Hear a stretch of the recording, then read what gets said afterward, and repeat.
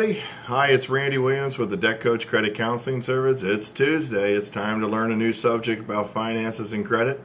Something I enjoy doing every week. Hopefully this week get some questions too. I'm really hoping for some questions, but that depends on if anybody watches this live or if they're going to watch it afterwards. But I enjoy doing it. I really like helping people. That's one thing about being a Debt Coach Credit Counseling Service. It's very important to stretch out and help a lot of people. And today I got a really awesome day. I got an opportunity to teach at the Grateful Life Center, about 45 men, and they're getting healthy, getting well. And I wanted to take some of the stress off their shoulders this afternoon and give them a chance to understand that debt's debt. It is what it is. So don't let it stress you out. Don't let it throw you backwards. Don't let it spin your wheels. I'll be here to help you, and I'll show you how to solve it. Right now, concentrate on getting well. And that just made my whole entire day, and I just felt like sharing that with you for a second as we get started. But tonight we got a really cool subject. Tonight we're going to talk about dealing with debt. And what I'm going to do is a little different. I'm going to talk about dealing with debt as a human would do, as a couple would do, a family would do.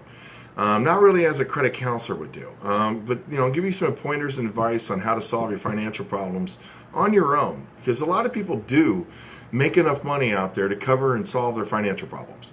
It's just the discipline of doing it and putting the right things and keys in place to make sure you do it right and make sure that you're doing what's best for the people.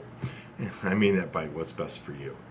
So one of the things we're going to talk about right off the bat with dealing with debt is if you're not doing a budget in any which way, shape, or form, it's hard to get out of debt. And I know that's, probably ruin a few things right away, but it's very, very tough to get out of debt when you're not budgeting. It's very important to budget. One of the main reasons is so you have an opportunity to know where your money goes and how much money you really have. So that way you can take that next step to try to accomplish some of these debt things and try to get you out of debt. And what I'm going to do is go over some practices over the different subjects of types of debt, some best practices on how to speed up paying off debt, how to get yourself to save as much interest as possible, as much money as possible. So what we're going to do is we're going to start off. The first one's going to be your mortgage. Now, anybody out there currently has a mortgage. I'm sure you've heard of one of the things that are going on out there about this biweekly payment. Now, yes, if you make a biweekly payment, you actually make an extra payment a year, which lowers the term from 30 years somewhere down to about 13. It does drop a lot of the around 23, honestly, but it does drop a lot of the years off, and it speeds your process up and helps you out. There's no reason on earth to pay a company to do this, though, because all you're doing is make an extra payment a year. You can wait till your income tax check comes in and send them an extra payment a year, and you get the same effect. So it's not like you need to go into debt and give somebody a few $100 so they could set you up on a biweekly plan. I stop it right there. You know what I mean? I mean, we're smart enough people. We need our own money. We don't need other people doing this to us. So remember this. An extra payment a year on your mortgage speeds the process up. Save your money. Don't worry about biweeklies. Just make an extra year of payment. An extra one a year. Auto payments. Now, auto payments are easy because they're too expensive nowadays anyways, because all the cars we seem to buy are out. Wow. That's never happened in all my shows. That's a first. Now, this would be a first. Most cars out there, the cars are real expensive. Getting a payment is affordable is real expensive. It's really hard to do. Now they got terms stretched out to 72 months, to 84 months, and almost 120 months. It's almost like buying a house trying to get a car these days. So I teach people, I go, whatever your car payment is, round it up to the nearest 100. If your car payment is $325, pay $4. If it's $375, pay $4. If it's $525, refinance and get a better payment. No, I'm kidding. Pay $6. I know this sounds simple, but every dime you pay above every month goes directly to principal. And as long as you don't miss a month, it speeds the process of paying off the car. If you do miss a month, or you pay yourself ahead and realize you did that and you go ahead and miss a payment, then you just wasted all your effort. So keep in mind, on an auto loan, I highly recommend that you round it up to the nearest 100, so you're at least putting at least $25 to $50 on principal on top of your payment every month to speed that process up. You don't want to be paying on these cars for 84 months. And there are a lot of people out there got zero interest for 72 months. Well, I'm with you on that. But we still want to get it out of the way, because Zero interest don't mean anything when you're stuck with a car payment, and car payments do crunch budgets. So let's go ahead and round it to the nearest hundred and take care of it from there. Now we're going to get into some fun ones here, because now we've already dealt with the mortgage and the car, and those are kind of the easy ones that we have to deal with, because we can basically do a 2-week payment or an extra payment a year, or just round up to the nearest hundred. Now we're going to talk credit card debts. Credit card debts, minimum payments are designed to be a payoff over an extended amount of years, depending on how much you owe. If you owe over $5,000, your credit card payoff is based on 13 years. If you owe over $10,000, it's based on 23 years. That's what minimum payments, 23 years. So we don't want to be doing that. We don't want anything to do with that. What we want to do with our credit card is we want to make more than we need to have done. So if the minimum payment on a credit card is $50 and you're not paying $100, then basically you're prolonging your agony and just throwing your money away. Because the one thing you promised yourself when you use that credit card is that you were going to use it as a temporary situation and you were going to get it paid off. And carrying a balance every month is just causing more headache, more problems, and throwing more of your money out the door. So with the credit cards, I recommend that you at least pay an extra $50 towards the principal every month so you can speed the process up. Now, when you have multiple credit cards, once you pay off one, let's roll the money to the next one. Let's not cut back and save ourselves the money from paying off that card. Let's snowball it. Let's throw the extra payment on the next one, and let's speed that process up until we can basically wipe out debt. That's what we do with credit counselors. That's what we do when we set you up on your personal budget to get you out of debt, is once I pay off a debt, I roll it to the highest interest, and I snowball it all the way out until I get you paid in full. And that's why we're able to save people a lot of money and be able to pay off bills a lot faster. But you can do this on your own. You just need some discipline. Discipline is the key in anything we do in life, and you just need a little discipline to make sure you set this up and you do the right thing. Make sure you pay a little extra. Installment loans. This is not a mortgage. This is not a car I'm talking about. I'm talking about your personal finance companies or a loan at the bank or something like that. It's just considered an installment loan. It may be unsecured or secured. Same principle really lies. You want to be making a payment and a half a month on that payment. You don't want to make a minimum payment on it. Minimum payment will drag it out, and all the interest being pre-computed means that you'll pay all the interest. So you don't want to do that. You want to make it like a payment and a half a month so you can speed the process up. Now, let's talk about finance companies for a second, because this is a whole different ballgame. Finance companies, they do things somewhat different than any other company, that it really kind of messes your situation up to give you a chance to go forward. For starters, with your credit report. If you go to the finance company, you borrow $2,000, they report to the credit report what your balance is with the interest added to it throughout the term of the loan.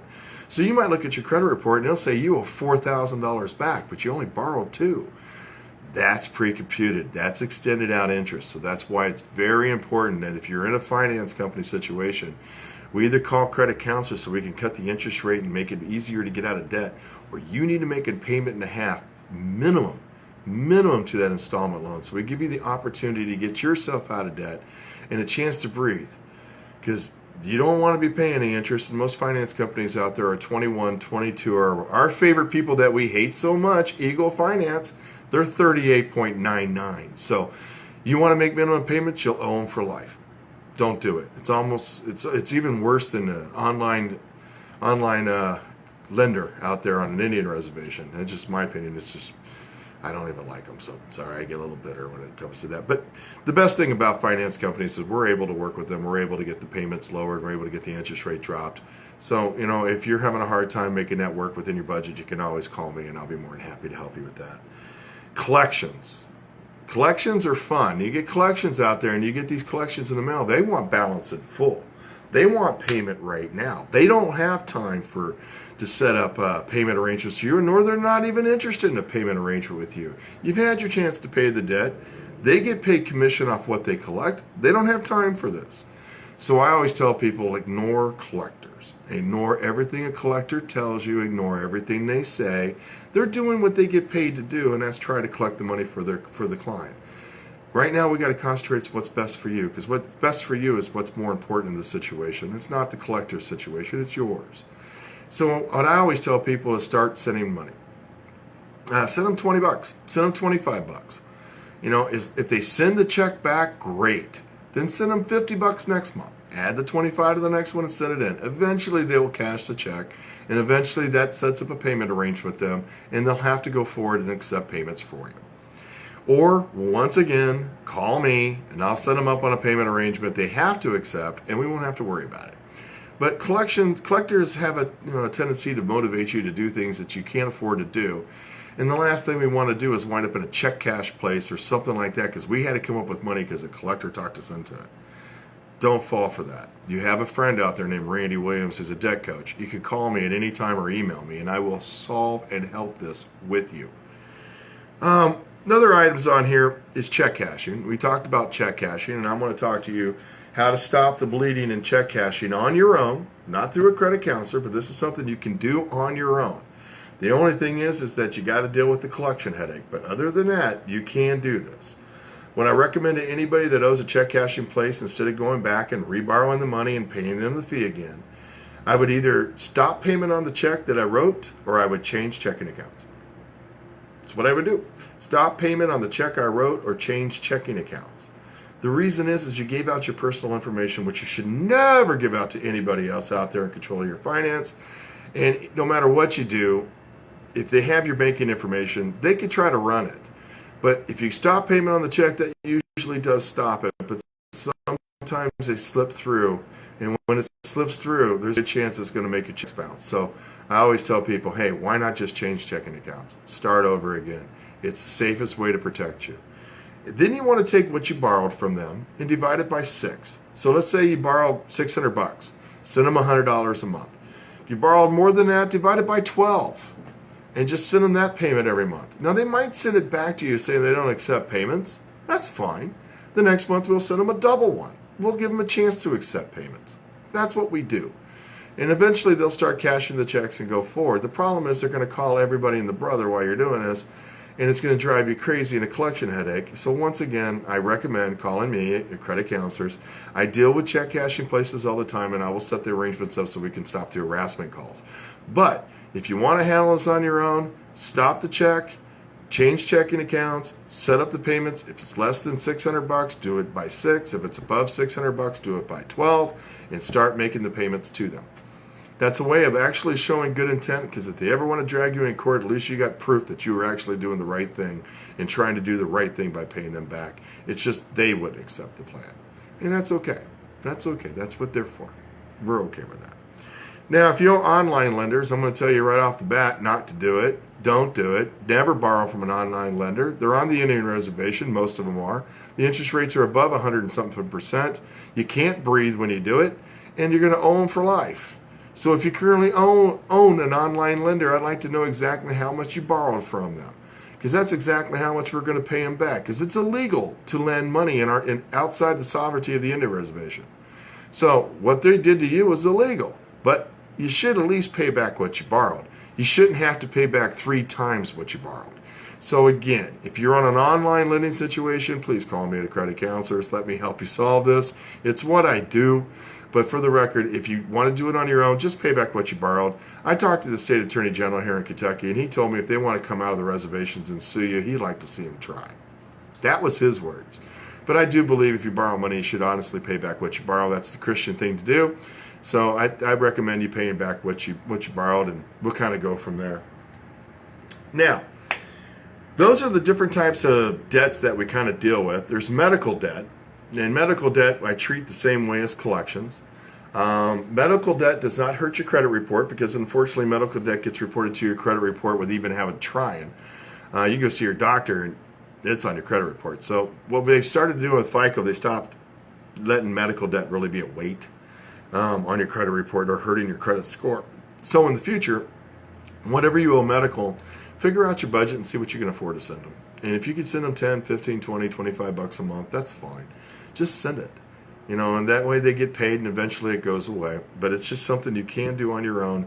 It's something we can do for you. But the bottom line is, when you have all this type of debt and you're dealing with a mortgage and you're dealing with a car and you're dealing with credit cards and installment loans, got some collections out there, got student loans out there, chances are you start overwhelming your budget.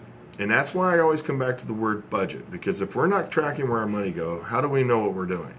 And that's where I always beg you guys. You got to start somewhere. And the best way to start is to read my Own Your Life book. It's absolutely free. I give it away to anybody who wants it. All it does is teach you how to set up your financial goals, start the estimate versus actual game, actually create your first working budget, set up monitors and tips on how to help you, and how to deal with debt to get yourself debt free. All that's free, and I give that away to anybody, and I will post that on the end of this post tonight so you'll have a copy of doing it. I just beg anybody to go do it, because I'll be honest with you, once you start this process, you're going to learn some new habits, you're going to learn a new way, and you're going to get proud of yourself, and you're going to want to get out of debt. And that's what we're going to talk about next, credit counseling and getting out of debt. Right now, the Debt Coach Credit Counseling Service is currently responsible for $3.5 million of other people's debt. $3.5 million of other people's debt that we're assisting in helping them get their debt paid off. That's amazing. I'm helping that many people solve that many debts. This month alone, we have 9 people finishing our program. 9 people that have actually paid off all their contractual debts, and now they get to keep that money in their pocket. 2 of them are going to go buy a house because they're renters now and they've always wanted to be a homeowner, and they're young and they're going to go buy a house, and it's just an exciting thing watching them do this because they got rid of their debt. The other 5 of them need to retire. They're in their 50s and they really haven't set up much retirement, but now all of a sudden they have $600-700 a month left over now that their debt's paid off. They can easily set their retirement up and go forward and really maximize their contribution to give them a chance to have a nice retirement when they get there. You can't do it when you carry debt. So these are the reasons why we do what we do, because there's only 3 reasons you use your debt for anyways. One's a mortgage, one's a car, and one's your education. Everything else is thrown away and taken away from your future. And we got to stop it now. So if you're going through your budget every month and you're paying your bills, but you're using your credit cards for groceries or to compensate some of the lack of income that you have, or if you're using credit cards to kind of pay credit cards, please call Debt Coach Credit Counseling Service. Let me stop this bleeding. Let me help you stop it. We're nonprofit. We charge $65 to join. I charge a monthly service fee depending on how much we're paying. It's never higher than $30. And that depends on how much I'm saving you. Take an example. The lady I helped this morning, she currently had $655 a month going out in credit card debts. I lowered that payment to $375. I dropped her interest about 16% across the board, and she'll be out of debt in 28 months. And her pace that she was on is 53. That to me was worth $65 and $30. To her, ask her, how much does a late charge cost you? $35. So keep that in the back of your mind. All late fees are waived. All over limit fees are waived. Accounts are brought current usually after the 3rd payment. And then, of course, the most important part is the interest rates get lowered down to where you can breathe, so you can actually reduce principal and you get a chance to go forward. And like I told you guys earlier, we snowball it. So once I get one paid off, I will roll the money to the next one and so on. So a credit counseling service is designed to help people take control of their debt and give them a chance to breathe. A credit counseling service is not designed to put people further in debt or to cost so much they can't afford it. This is the reason why debt settlement kind of hurt our industry, because they're charging thousands and they're not doing what they're supposed to be doing. In most cases, a lot of people are canceling out of that program before they even have a chance to get there. That's because creditors are calling and collecting on them all along. If you ever had a collection call, it's not fun. You ever got one at work? It's extremely embarrassing. When you're at a Debt Coach Credit Counseling Service, they call us. We become your power of attorney over your debts, and they speak to us only so you can breathe and do your thing. Same thing, I have a couple clients that have kids at Children's Hospital right now. Their kids are fighting for cancer and fighting for their lives. So I've taken the bills off their back so they can handle it. And they can breathe and concentrate on what's important to them. So they don't have to worry about these collectors. I'll handle that. That's what I do. I had a daughter with cancer. We had 2 bouts of it. It took us 3 years to beat that disease. She's a year out clean. It's the least I can do to pay back. And that's what a Christian credit counseling is about. We are Christian Credit Outreach, a Debt Coach Christian Credit Counseling. That's who we are. We always will be. So if you ever have any questions or advice or need help or assistance or you just don't know what to do, please take the time. Call me. My phone number is 888-767-9155.